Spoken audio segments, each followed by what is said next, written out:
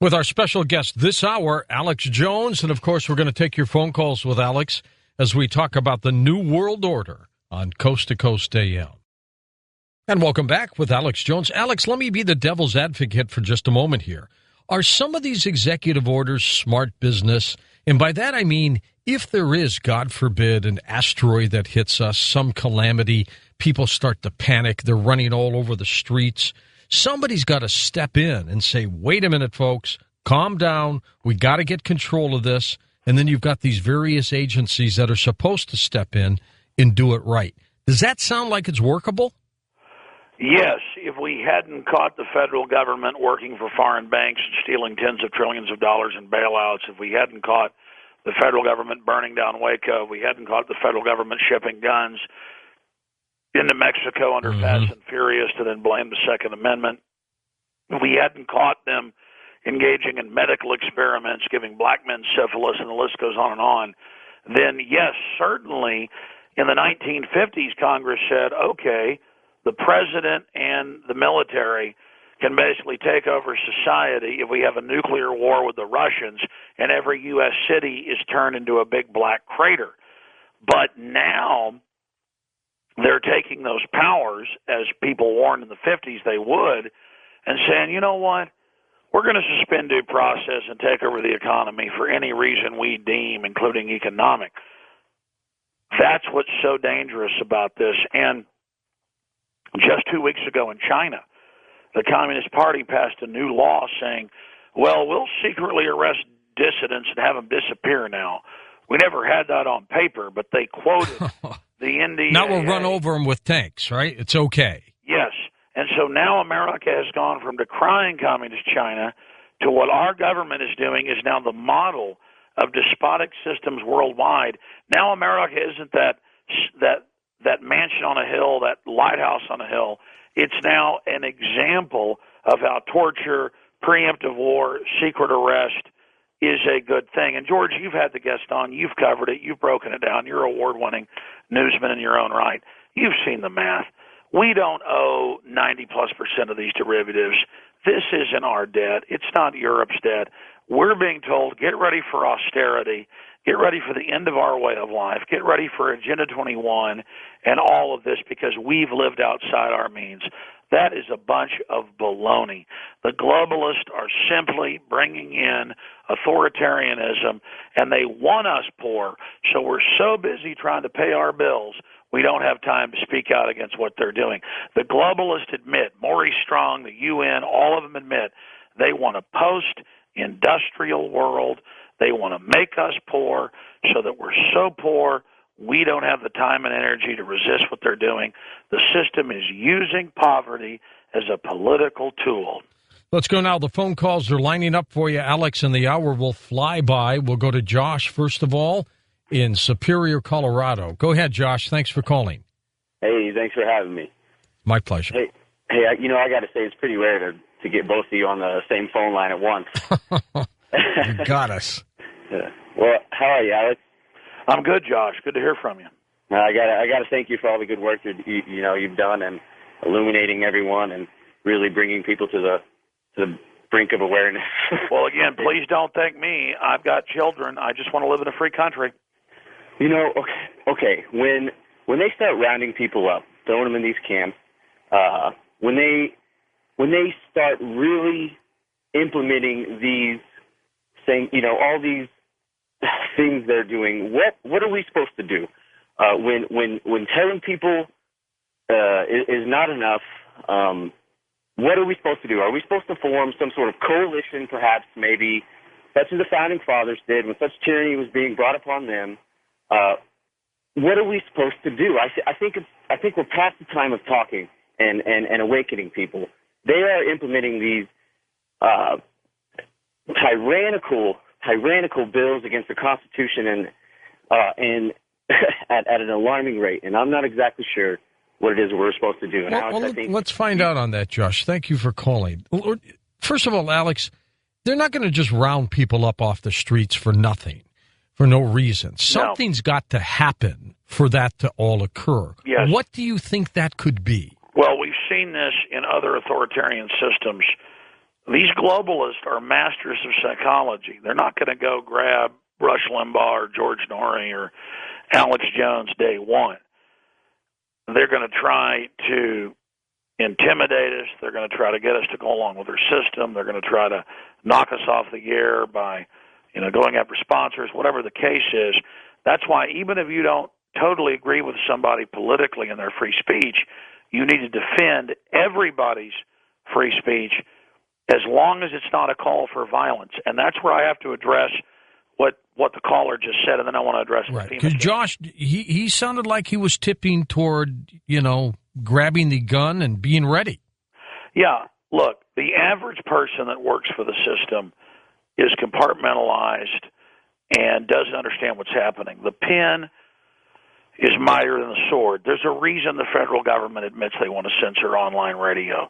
There's a reason they want to censor news sites. It's because we are beginning to dominate the news cycle. We're becoming the new mainstream media, and the old media is becoming the dinosaur media.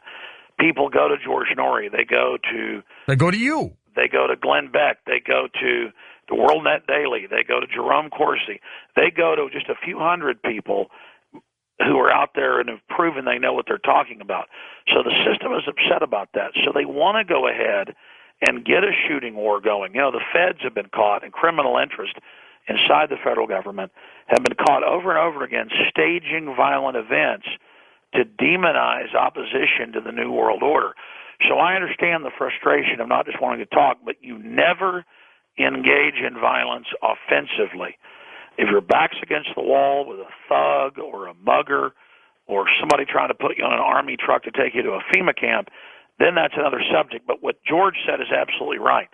If you read the Emergency Centers Establishment Act they tried to pass 2 years ago, it admits in Congress what we know has already been built, that during a total economic collapse, which is orchestrated, but those that do it will pose as the saviors, there'll be so many millions of homeless people that you're going to have people beating down the doors. I've been to urban warfare drills where they're practicing putting Americans in camps. They're not fun, are they? They're not fun.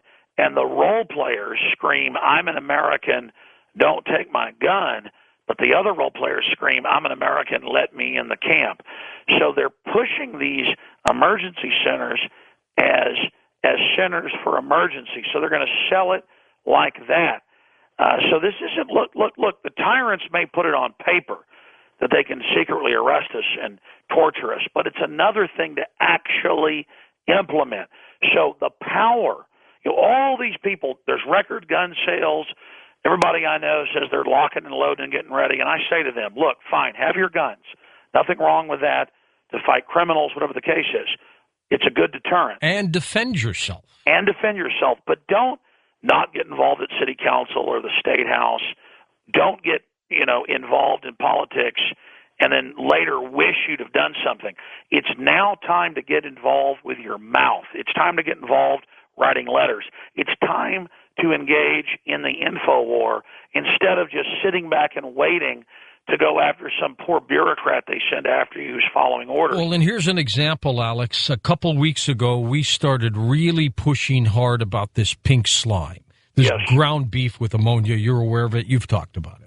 And you know what? After enough people got ticked off and went to their local school districts, the feds backed off, and now they're giving the states the rights to just do what they want to do, cancel it if they want to. That's unprecedented. Exactly, George. I remember hearing you 9 years ago on the radio, 2002, fighting the different acts that they had in place, the Model States Health Emergency Powers Act, where they were going to openly, forcibly inoculate all the first responders, police, fire people, others.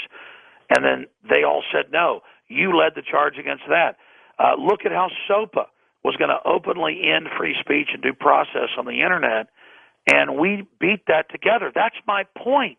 Instead of just going and buying a bunch of guns and digging in some cabin and shooting the first poor cop that comes by, that's crazy. Why don't you go to the police station and talk to the police 100 times if that's what it takes, getting them informed before you ever think about any type of physical contact. The globalists are going to sit offshore and try to implement martial law and start a civil war. We have to be smarter as Americans and come together and say, you know what, we figured out what you've done, and we're not going to play games. We're not going to be fooled.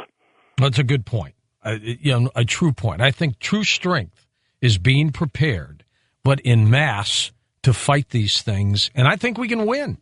You said it yourself on this program about a year ago when we were talking about the quote of Zbigniew Brzezinski, who said, they're aware of our plan. He was in shock, remember? Yes, and Hillary said the next week we're losing the info war. The people are waking up. And again, if somebody tries to come to my house and drag me and my children out. You got to defend yourself. Oh, it's over. But I'm not going to get up here on air and just say, everybody, it's time to do something physical. No. You never attack offensively. You have a strong defense. I think it's great that people are getting prepared, but it's not enough to buy a gun. You've got to get trained properly with it, folks. But at the same time, the power of speaking out is 100 times more powerful than a shooting war. So never talk about having a shooting war like our forebears had to have before you've exhausted every other avenue. Do you know, I feel 100% safer in a state that allows concealed weapons than a state that does not. Well, you should, exactly. Look at cities like Chicago and New York where they have basically total gun bans.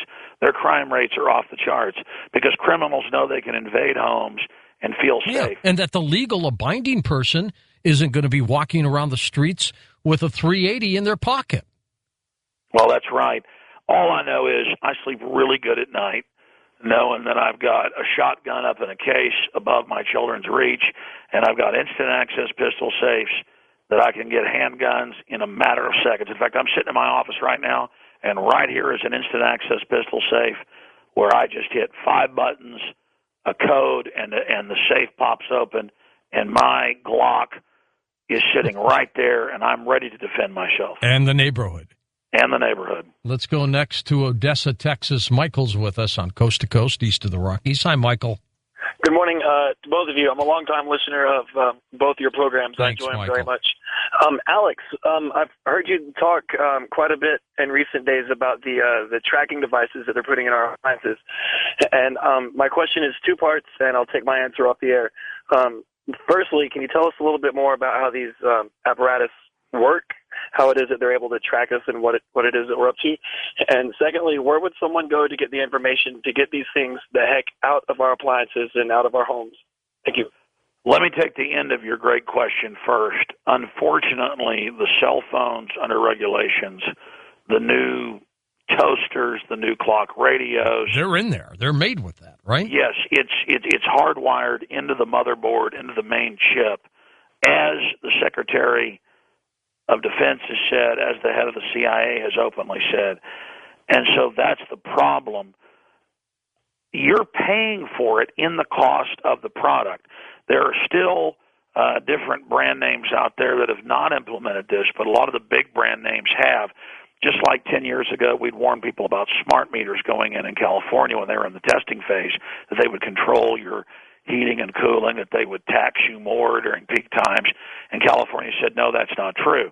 The last 3-4 years as they've gone in Texas and California and other states, they're like, oh, yeah, we are going to control your thermostat, and we are going to charge you more. And so the caller was asking, how do they work? And